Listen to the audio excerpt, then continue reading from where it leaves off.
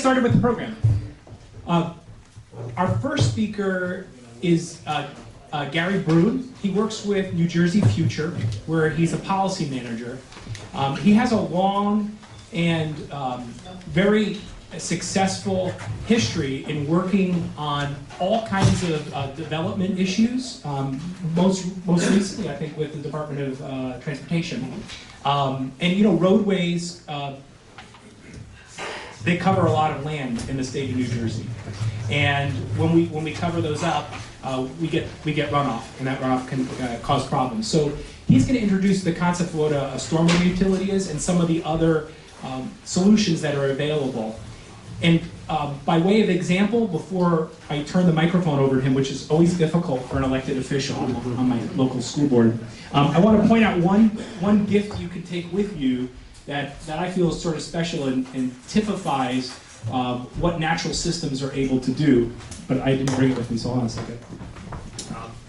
Up front here, we have this little white thing that says Flood Defense New Jersey, which is the coalition of organizations working together on this stormwater issue. And you might not know what this is, but if you've ever waxed a car, or ever seen like late night TV, the ShamWow guy, you know? This is a chamois. It's a super high absorbent chamois. And the analogy here is, before we had the ability to create stormwater utilities and green infrastructure, which acts like a sponge to absorb water, the only way we could protect ourselves from the flooding and polluted runoff was to use these chamois. And today we're lucky that there's a law in the books that allows us to explore this as a possible solution for communities like around Lake Hopatcong. So take one of these with you. They're really helpful when you have a spill or you want to shine your car. So I want to make sure we make that clear. And without further ado, I'm going to turn the mic over to Gary. Thanks so much. For those of you who don't know about New Jersey Future, just a quick little spiel for you, and you probably don't. It's a nonprofit, nonpartisan organization based in Trenton. It's a policy research organization. A lot of what we do is centered around development and redevelopment and infrastructure, making sure that cities and towns are strong in an infrastructure sense, and obviously that's why we're here tonight. There's some information up here if you're interested further. I do share with Ed, by the way, some background in Lake Hopatcong. When I was a young child in sort of the late 60s, we had a place in Mount Arlington. I think it's called the Esplanade Market, if that's still here. That area. So I'm quite familiar with. I do not remember though the kind of traffic I went through tonight at 5 o'clock on Route 80. I don't remember that. So there's been a lot of obviously development over the years, and that's partly maybe why we're here. So part of my job is to talk about what is a stormwater utility. Governor recently signed legislation, if you're familiar. If you're not, it was about a month or so ago. And it provides the authority for a local community such as this to consider that as a tool. It is not required, it is permissive. It is something that each town has to figure out whether it works for them. But if you're familiar with, as you probably are, a water utility and a sewer utility where we pay our water bills and our sewer bills, and those monies remain in those respective columns, right, for water, drinking water, and for sewer service purposes. Stormwater over the years has been funded from the local budget. It's not had a dedicated source of funds.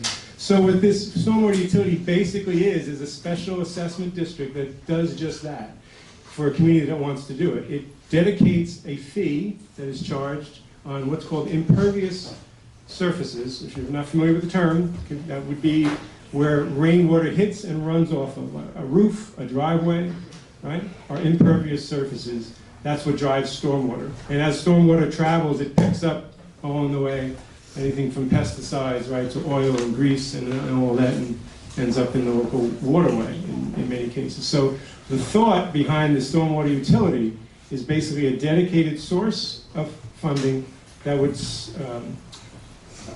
fund projects that are otherwise competing in the local budget against the usual things that are comprising the local budget.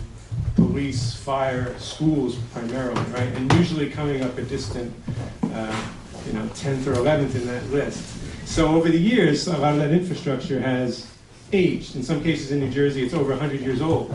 And we're doing work on an emergency basis, right? Which is, if any of you have ever done that in your own home, that's probably obviously the most expensive way to do business. A lot of communities want to get ahead of that and start thinking about what they face in a stormwater sense. What are the challenges? Certainly the lake here has challenges. You know them better than I do. But this is primarily a funding mechanism, and it's primarily a dedicated funding mechanism, which makes it a little unique. The other thing that's unique about it, there are credits that come with this program, but that are unlike the water and sewer bill that we all pay. There are no credits that I know of on that.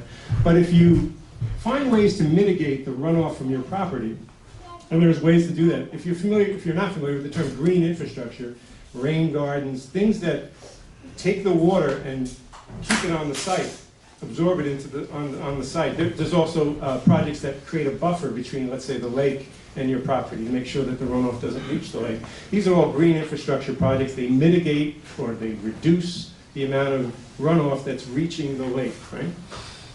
For a business or a homeowner who does that, whatever the fee that is established, there's typically, and actually it's mandated in the legislation, there would be a credit against whatever the fee is if you do that. Because the ultimate goal of this particular dedication is to accomplish just that, to reduce the amount of stormwater runoff to the lake or to the stream or wherever you happen to live, in this case, obviously the lake. So that is fairly a unique piece of the program, and gotcha. Just wanted to point that out. So why is the problem getting worse? Many of you may be familiar with the press. 2018 was the wettest year on record. Not sure how you feel about that, but the fact of the matter is there seems to be more precipitation than ever before. That's one reason. The other reason is obviously that infrastructure is aging, and the infrastructure we're talking about is below the ground, and people don't often see it. It's not like a pothole you hit with your car. It's down there, and in many cases, the developer has came in, built it, and he's long since moved on, turned it over to the town, which has other challenges in a fiscal sense. So that's a big reason why many towns are struggling with this, and they're at least considering the possibility of a stormwater utility. Just want to make a couple other minor points. If you funded this program with property tax, there would be no relationship between the amount that you pay and the amount of runoff from your property, right? There is no relationship between the value of your property and how much water runs off of it. But there is a relationship in this program, because the way it's set up, as I said, is the impervious coverage is assessed throughout the town. They figure out what your piece of it is, and ultimately and once they strike a rate, and the rate is basically built on how much work needs to be done in the town, that becomes the fee that you pay. So there is a direct relationship, right, unlike property tax, between the fee and the service that's involved, and it's dedicated. The money doesn't go for anything other than the projects that are truly needed to be done. Just a couple of quick points. I know we want to keep this short, and I think we'll have time for Q&A later, but that's the basics of the stormwater utility. Thank you.